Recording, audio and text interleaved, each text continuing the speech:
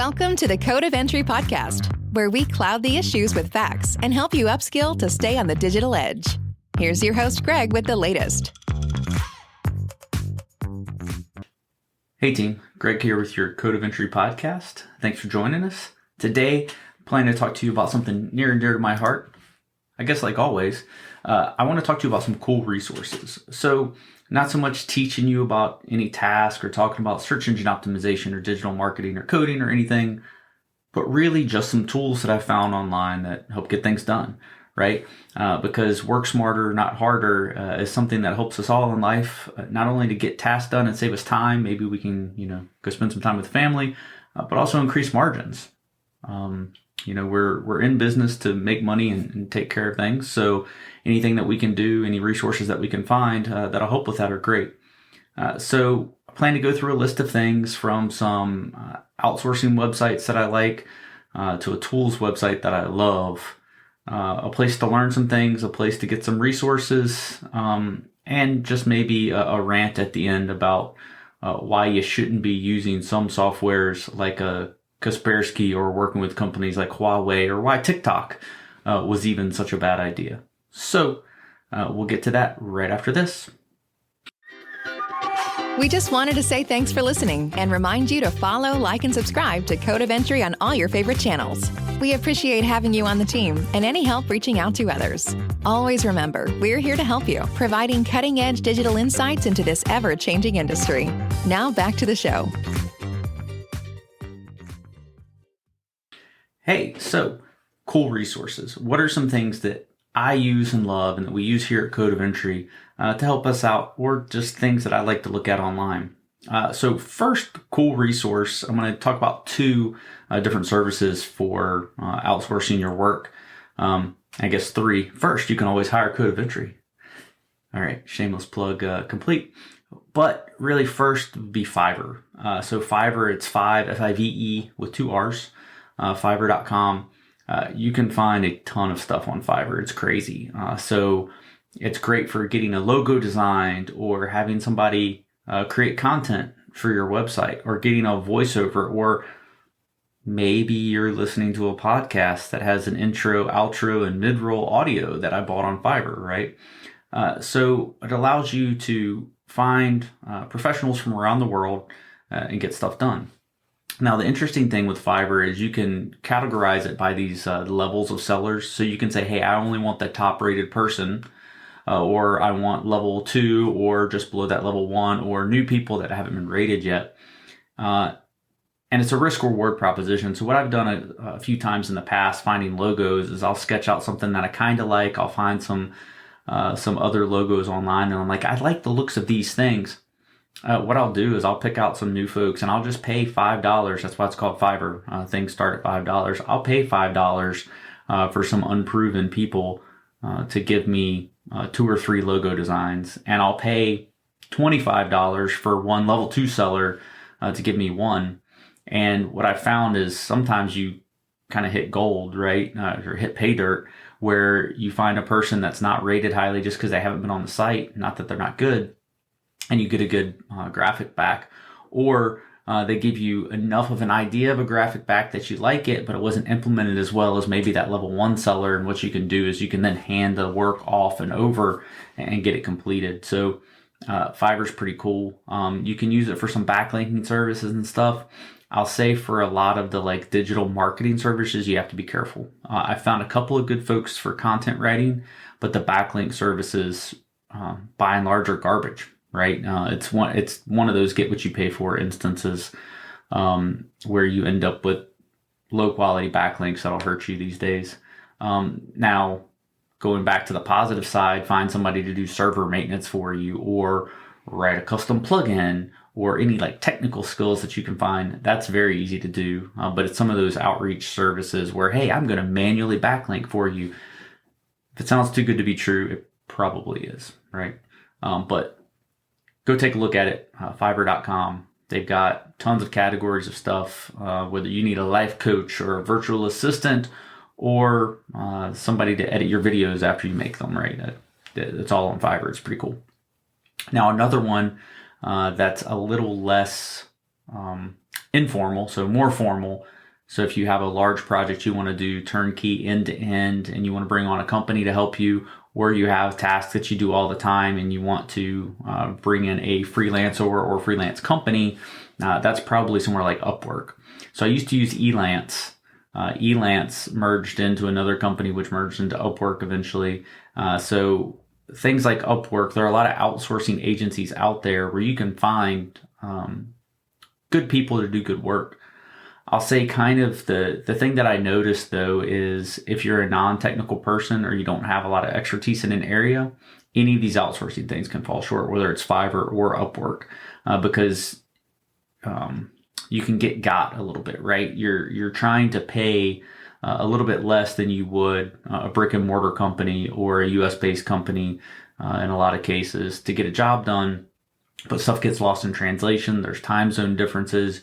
You don't have quite enough expertise to manage it hands-on. So sometimes it can be hard to get what you expect. In the past, before Code of Entry was a thing, I was helping a client. I didn't have a lot of extra time for a side project for them. And so I helped them manage a website build over Upwork. It worked out really well, but it took me a lot more time than I expected because there was a lot of hand-holding going on. So I think maybe from like an agency perspective, you're trying to scale your work. You haven't found the right person to hire yet. You need to hand off a project or a phase of projects to do. I think Upwork's a pretty good choice. If you're listening to this and you're a business that's out there and you're like, hey, I want my first website, I wouldn't quite recommend it. It's going to be more managerial time than you think that it will be. And by the time you put those hours in, it just depends on what your time is worth. It's probably worth just going and getting somebody to do it. But still, cool resources of Fiverr and Upwork. I recommend both. There's just kind of a targeted use for each one. If nothing else, go to Fiverr and just look at the variety of tasks that they do. It's awesome. It's kind of crazy that people do some of it, but it's awesome. All right, so that's a couple places that I find help, right? My favorite thing on the list that we're going to talk about today is AppSumo. So if you haven't heard of AppSumo, you're kind of in the growing minority. But yeah, you got to check it out. So it's appsumo, sumo.com.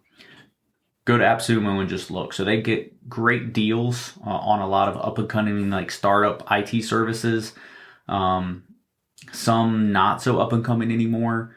And basically what you're doing is you're paying to come in as a beta user and you get a greatly reduced rate because you're basically saying, hey, I realize that this is not a mature solution yet, or I realize that you're just going to production and you're looking to stress your system.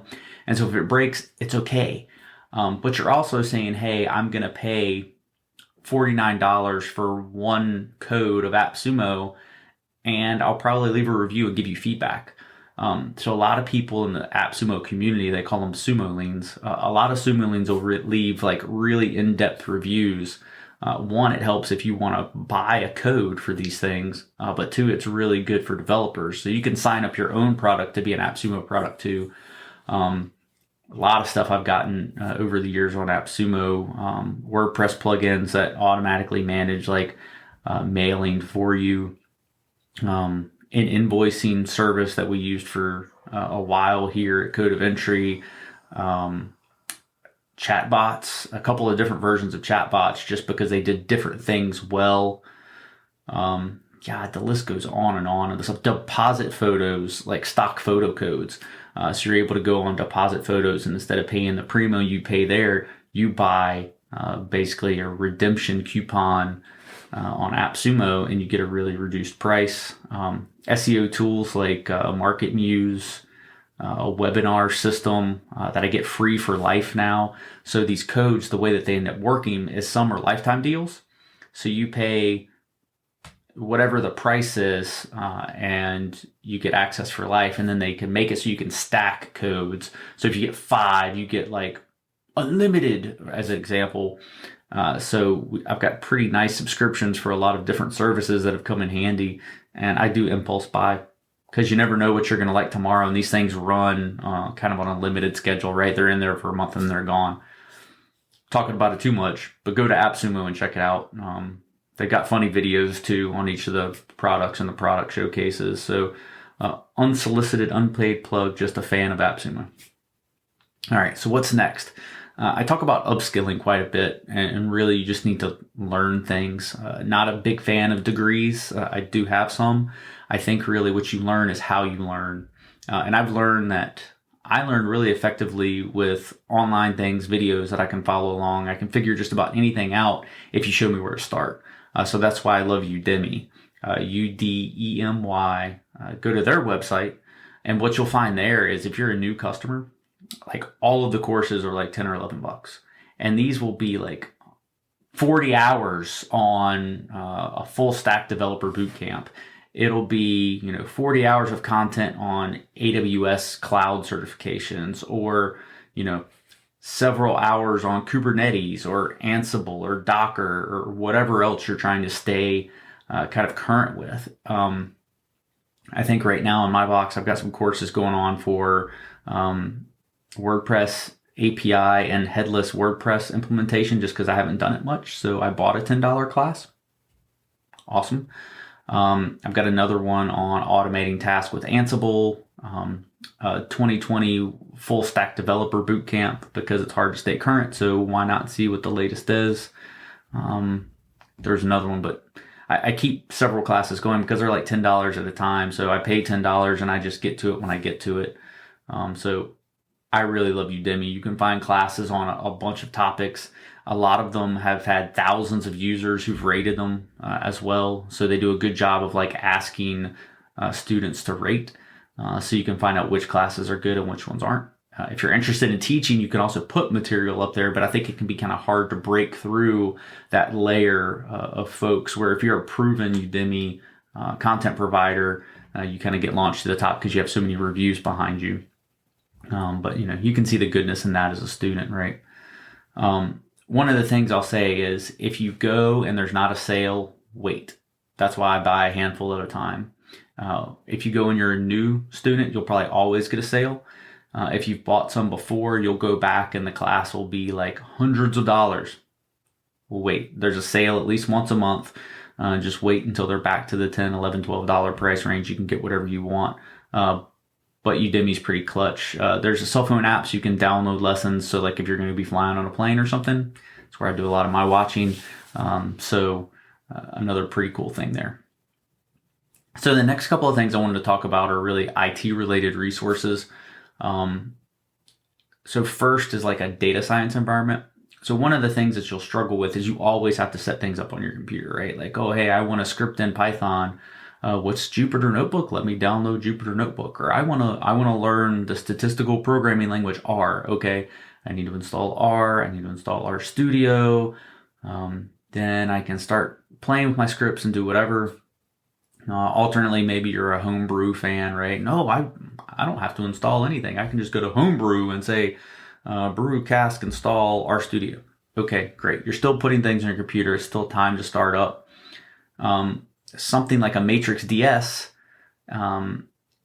is really cool because you don't have to do any of that setup stuff.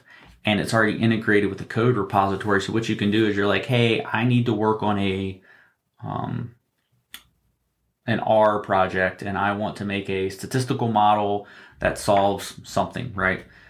Instead of installing R and RStudio on your computer, using your computer's RAM to try to run through and get the answer because R works in memory, what you can do is you can spin up an instance online. You go to Matrix DS, you say, hey, I want to start a project using R, this much memory, this many CPUs. Go. It spins up an instance, not unlike if you were going to use something like Amazon, just a little bit more friendly. And you have an environment where you can create your code, store your code, share your code, manage your code, right? It's just a really neat, all encapsulated system there that allows you to do some data science. So it's it's a pretty modern data science sandbox. So check out Matrix DS. I think in one of the coming podcasts here, I'm going to try to get the founder of Matrix DS on. That can be a really cool conversation. He's one of the preeminent data science, what's the right word? I'm going to say influencers, but one of the top data science personalities on LinkedIn, right? So hopefully I can get him on. and there's a free tier to that. So no risk, pretty neat thing. The next thing kind of along with that, I mentioned AWS. So Amazon Web Services, AWS, their free tier is ridiculous. So if you're a new AWS customer, you can, or you have a new email address, just saying, you can get on AWS and you can spin up servers in the cloud to use for a variety of instances, right? So it's kind of hard to talk about AWS if you don't know the vernacular, right? So you can spin up a server, which is an elastic compute cluster. So EC2 or Elastic Cloud Compute. EC2, Elastic Cloud Compute. You can spin up an EC2 node and deploy just about whatever you want on it. Now, you got to remember to turn it off, which is the great thing about the free tier. It gives you a chance to spin up, spin down, learn things before you accidentally have this big paid for server in the cloud that you forget to turn off and you get charged a bunch of money. There's so many cool things in AWS. So there's these data science sandboxes that you can use. So that basically what you do is you spin up a server that has on what they call an Amazon machine instance, an AMI, a deep learning AMI on it with all the tools that you would ever need for data science. You can stand up a database, whether it's their relational database system or what do they call their MongoDB, the DynamoDB, simple storage service, S3, Glacier, tons of ways. You can put up a free website that uses static files, hosting it in S3 for cents a month, right? The biggest barrier to AWS, I think, is just learning the vernacular. So going back to Udemy, I took a course on Udemy so that I could get used to it. And I work with Amazon really daily now. But anybody that's out there, I think if there's a skill, and I hit this in the podcast with Justin Cleveland, I think if there's any skill somebody should pick up, it's just being aware of commercial cloud services, what technologies are available, where they're going. And the AWS free tier gives you a great way to do that. And I'm not doing it justice, right? You can send out automated text messages. You can send out push messages for mobile apps. You can host your mobile apps. You can do really just about anything. I will say that one of the considerations that's kind of overlooked, maybe undersold with cloud is everybody's worried about the scalability, the elasticity, the ability to spin up and spin down instances. But if you have a stable workload, it's still a good place for you too. And if you're going to have a stable workload, it's actually cheaper to reserve it in advance.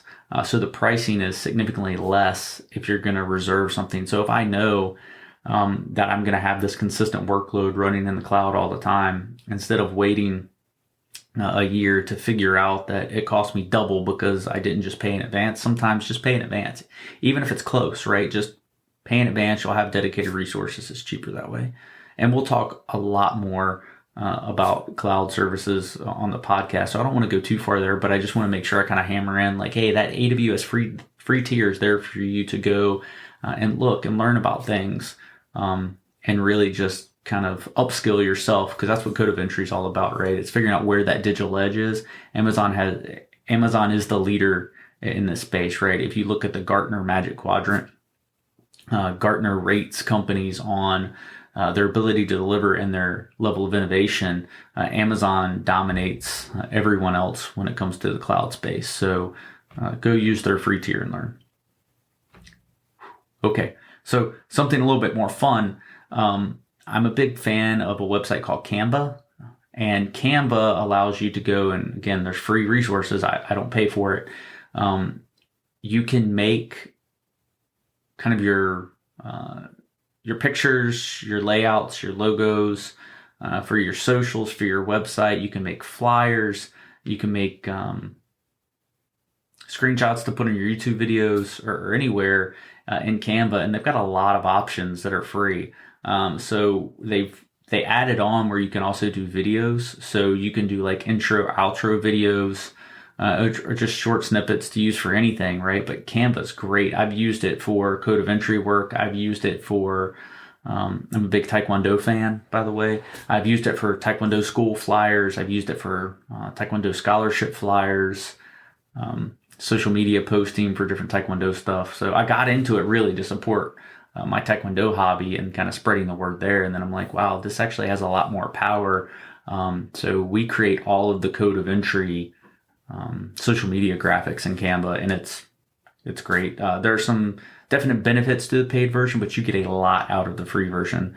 So Canva gets an A+. So next, this is like second in my heart next to AppSumo, and it's Envato. So if you haven't heard of Envato, you need to go look. So Envato now has this thing called Envato Elements. Envato Elements actually branched out of really their base websites that they created. So Envato has a website called ThemeForce that does website themes. They have another website called Code Canyon, which does different code snippets you can buy, whether it's a plugin or some type of JavaScript script or PHP, whatever language. You can find people that have created modules of code to do functions, and you search what kind of thing you're looking for, and you can buy it there and integrate it into your own site. And PhotoDune is a stock photo service. Audio Jungle, which is stock audio files. It is crazy the stuff they have at the price point they have on these Envato websites. All right, so let me circle back to the first one I said there, which was Envato Elements. Now what they've done is they packaged a lot of that stuff up into a subscription service, so you can get unlimited downloads of pictures and stock videos and website templates. And like, I'm a big Elementor fan. We use Elementor a lot for code of entry.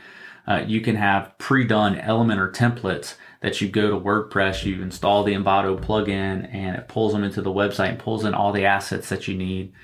So if you need templates, assets, stock anything, they're in Envato, and then you get an unlimited commercial license with them.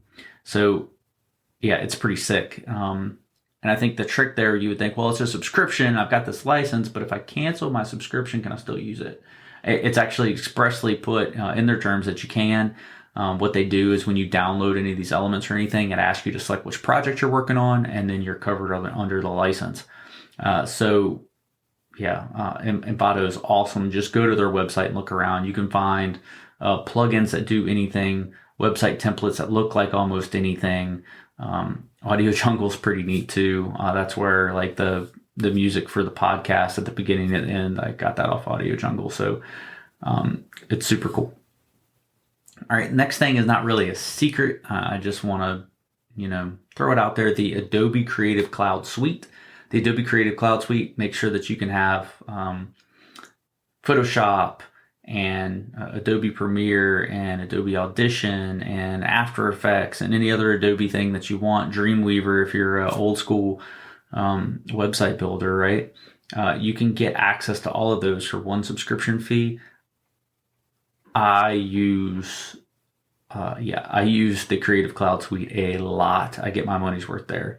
If you're a student, you can put in your .edu email address and get a discount.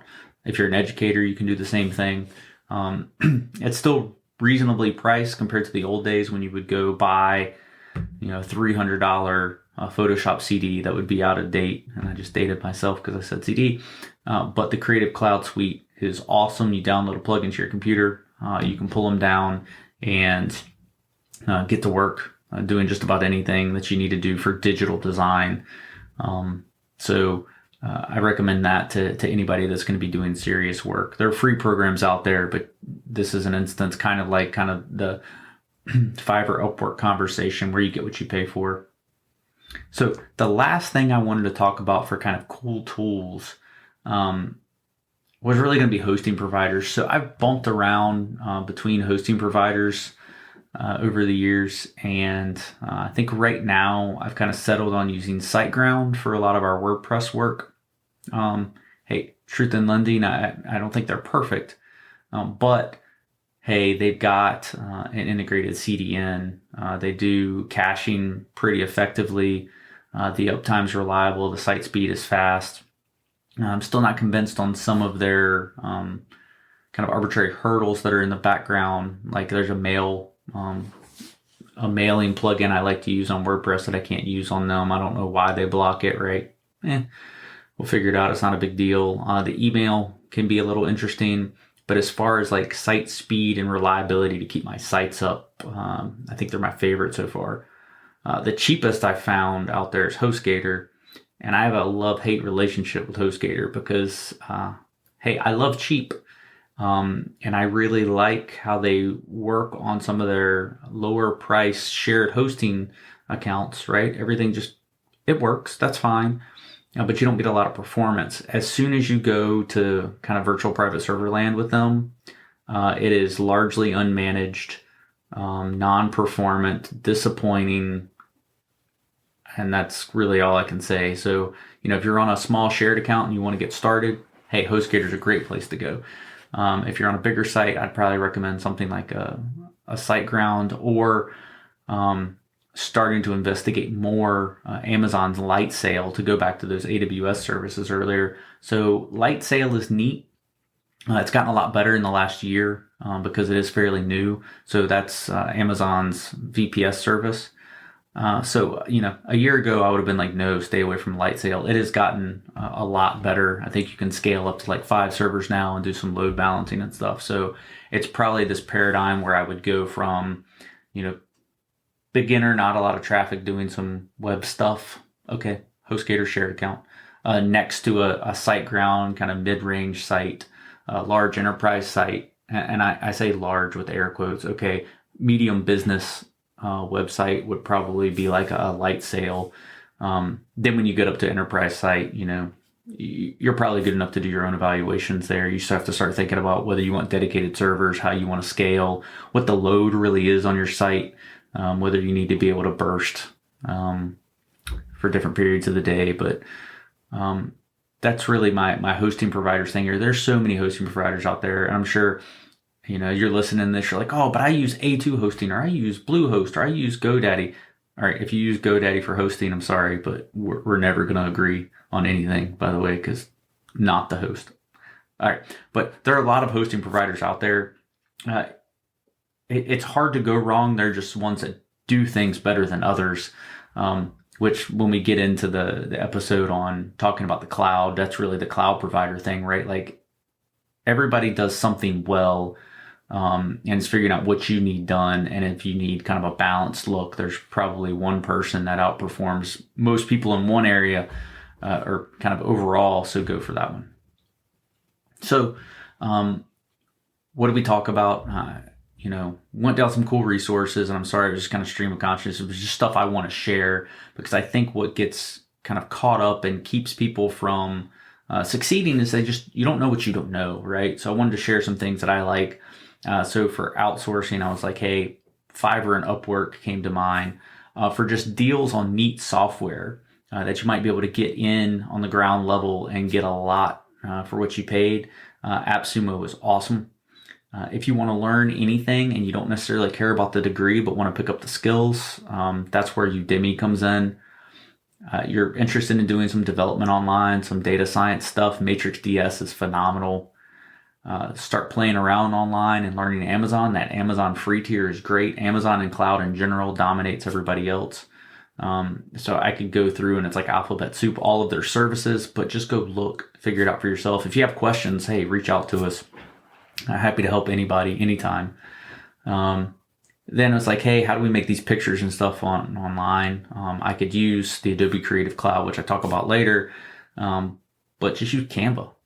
Stupid easy to use, great for their free tier. You can make images for anything, and they look good. So introduced you to Canva, Envato Elements, Envato Theme Forest, Code Canyon, Photo Dune, Audio Jungle. I started my online journey thanks to those resources, right? So that kind of one category, and Envato Elements is new to me because before I was kind of an early adopter of Envato. So now that the elements are available, I started subscribing to those, but Envato is cool. Adobe Creative Cloud, they're pro level tools. So, if you don't need, professional quality stuff and you don't have the time to kind of learn them, it can be hard, but man, if you start to pick them up, they'll change your life. You will actually be able to make digital products, that are professional very quickly. And I think it's worth paying for. And then hosting providers, just kind of talked about hosting providers a little bit from what we're using now with SiteGround to kind of your economy with HostGator towards my kind of jab at GoDaddy. I would never use them for hosting. I've got a client that does that. I manage their stuff. I wish they would change, but they won't. It is what it is. So yeah, that's the roll up of this week's episode on cool resources. And hopefully you'll be back. I do want to close out with a rant because I missed that last time. So we were talking to Justin Cleveland. It went 45 minutes, which is awesome. And I didn't want to belabor the point on that episode. But what I want to talk about this time in my rant is why you shouldn't use things like Kaspersky or Huawei, kind of related to like why the Chinese version of TikTok was such a big deal. So it's like people just don't listen, right? Nobody wants to hear facts. So we've got this environment where people care about their privacy, but you want to go in with companies that are owned by foreign governments that are taking your information to try to weaponize it against you. That's your Kaspersky or Huawei. Or enter TikTok. That's collecting all this personal information about you, that's taking these pictures of you and your environment, uploading them to a server somewhere to get used for reasons that you don't really want to know.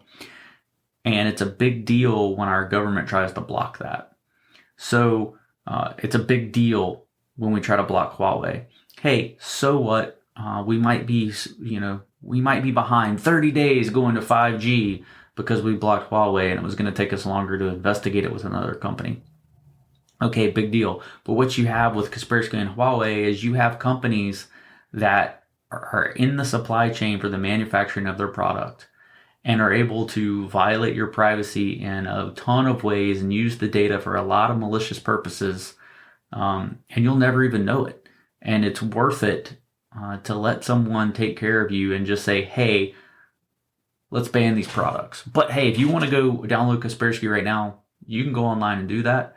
Highly advised against it unless you need a cybersecurity consultant to come clean up your mess later. You know where to find me. The kind of the drama overall, the U.S. banned Huawei. Hey, that's great because we don't need all of our intellectual capital stolen, right? Everything gets transmitted over the internet, and we don't need somebody sitting in the middle that can pick off whatever they want. Learning things from our corporations and just our average citizens. So I'm fine with that. And then you go back to TikTok, right? There's a big uproar, and it's probably just because it was President Trump, and we kind of know how that went. But the banning of TikTok, right? Like, awesome, great idea. I knew a lot of people in the cybersecurity community that would not download TikTok or let their children download TikTok or anybody they knew use TikTok because it was that big of a risk. And then we go to ban it and all of a sudden it's a big deal. If we had as easy of time with our culture canceling things that were a national security risk as we can cancel social media platforms or actors or actresses who say things we don't like, we'd be a lot better off. So why can't our cancel culture find it in their heart to cancel things that are a risk to our nation and our day-to-day lives? I don't know. But that's kind of my rant here. So please don't use Kaspersky. No love for Huawei. And thankfully, TikTok was bought out by an American company so that we can shore up some of those security holes.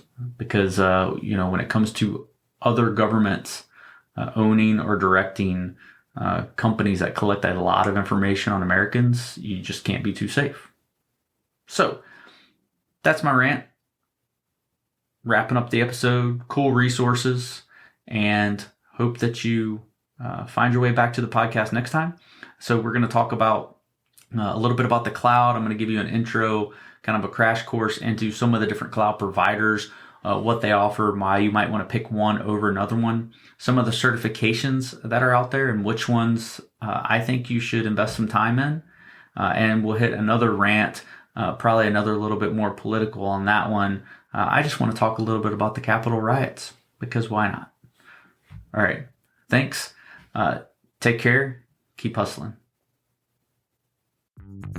Thanks for listening. Find us on social media at Code of Entry and online at codeofentry.com. Check back for new episodes or join the team by signing up for notifications. Until next time, keep hustling.